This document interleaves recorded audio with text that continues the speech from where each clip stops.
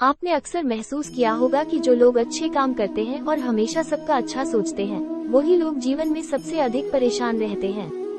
वही जो लोग बुरे काम करते हैं वो अपना जीवन खुशी और चैन से जी रहे होते हैं। अच्छे काम करने वालों को आखिर इतनी परीक्षा क्यों देनी पड़ती है, जबकि जो अधर्म की राह में है वही अधिकतर खुश रहते हैं और जिंदगी का लुत्फ उठा रहे होते हैं। अगर आपके मन में भी यह सवाल कभी आया हो तो आज हम आपको इसका जवाब देंगे। ये जवाब वो है जो भगवत गीता में लिखा है और श्री कृष्ण ने अर्जुन को दिया था। श्री कृष्ण ने अर्जुन से कहा, पार्थ, मैं तुम्हें एक कथा सुनाता हूँ। उसे सुनकर तुम समझ जाओगे कि हर प्राणी को उसके कर्म के हिसाब से ही फल मिलता है। प्रकृति हर किसी को अपनी राह चुनने का मौका देती है।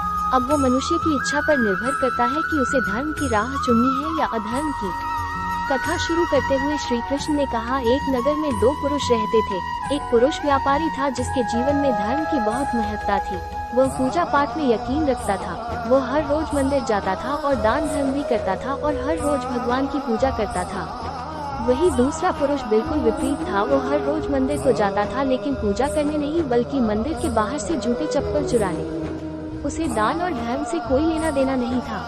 समय बीतता गया और एक दिन बहुत जोर की बारिश हो रही थी। इस वजह से मंदिर में पुजारी के अलावा कोई नहीं था।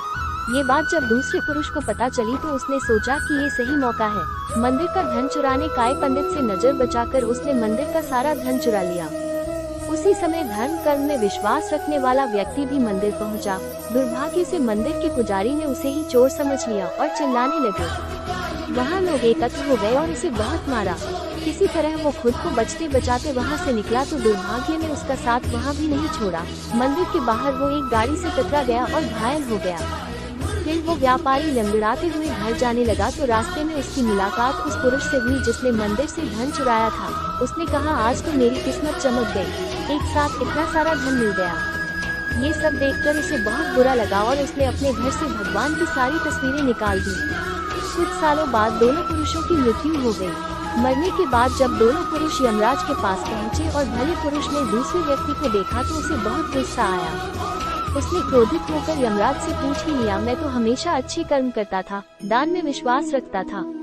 उसके बदले जीवन भर मुझे अपमान और दर्द ही मिला और इस व्यक्ति ने हमेशा बुरे कर्म किए, फिर भी इसे नोटों से भरी पोटली। आखिर ऐसा भेदभाव क्यों? इस पर यमराज ने कहा, पुत्र, तुम गलत समझ रहे हो। जिस दिन तुम्हारी गाड़ी से टक्कर हुई थी वो दिन तुम्हारे जीवन का आखिरी दिन था, परंतु तुम्हारे अच्छे कर्मों की वजह से तुम्हारी मौत सिर्फ एक छोटी सी चोट में बदल गई। तुम इस दुष्ट व्यक्ति के बारे में जानना चाहते हो? दरअसल इसके भाग्य में राजयोग था, मगर इसके कुकर्मों और अधर्म की वजह से वो सिर्फ एक छोटी सी धन की पोटली में बदल गया। श्री कृष्ण अर्जुन से कहते हैं, क्या अब तुम्हें तुम्हारे सवाल का जवाब मिल गया? ऐसा सोचना कि भगवान तुम्हारे कर्मों को नजरअंदाज कर रहे हैं, ये बिल्कुल भी सत्य नहीं है। भगवान हमें कब क्या किस रूप में दे रहा है मनुष्य को समझ में नहीं आता है, मगर आप अच्छे कर्म करते रहे तो भगवान की कृपा हमेशा बनी रहती है। इसलिए अपने अच्छे कर्मों को बदलना नहीं चाहिए, क्योंकि उसका फल हमें इसी जीवन में मिलता है। इसलिए मनुष्य का फर्ज है कि वो हमेशा अच्छे कर्म करता रहे, क्योंकि श्री कृष्ण ने गीता में भी बताया है कि किसी के द्वारा किया गया कर्म बेकार नहीं जाता है, चाहे वो अच्छा हो या बुरा।